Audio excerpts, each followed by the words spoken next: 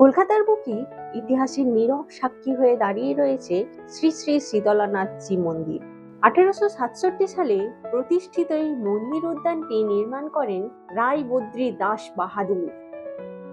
এখানে এলে আপনার মন আকর্ষণ করবে চমৎকার টাইলসের অলংকার, মনোরম পরিবেশ ও সূক্ষ্ম কারুকার্যে পূর্ণ এই মন্দির প্রাঙ্গণ। এই মন্দির প্রাঙ্গণটি শুধুই ধর্মীয় স্থান বলা যায় না, বরং স্থাপত্য ও সংস্কৃতির এক অপূর্ব নিদর্শন। প্রতিটি দেওয়ালে ইতিহাসের স্পর্শ, প্রতিটি কারুকার্যে শিল্পের নিখুঁত ছোঁয়া। শ্রী শীতলানাথজি মন্দিরের আশেপাশে আরো কয়েকটি জৈন মন্দির রয়েছে। তার মধ্যে একটি হলো শ্রী শ্রী চন্দ্রপ্রভু মন্দির।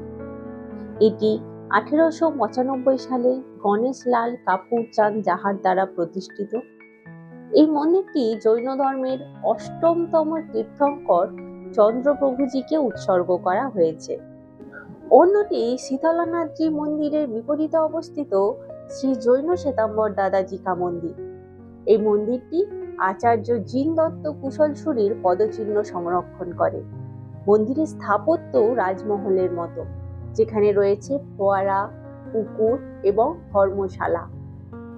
এছাড়াও শ্বেতাম্বর দাদাজি মন্দির ছাড়িয়ে রয়েছে মহাবীর স্বামী মন্দির।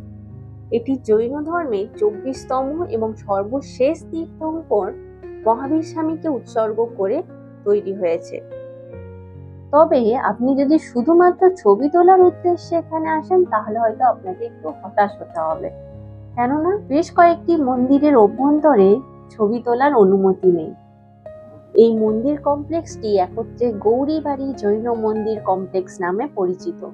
এখানে এসে মন যেন সত্যিই স্নিগ্ধ হয়ে যায়। তবে আপনি যদি ইতিহাস প্রেমী হন, তাহলে অবশ্যই এই স্থানটিতে একবার আসতে পারেন।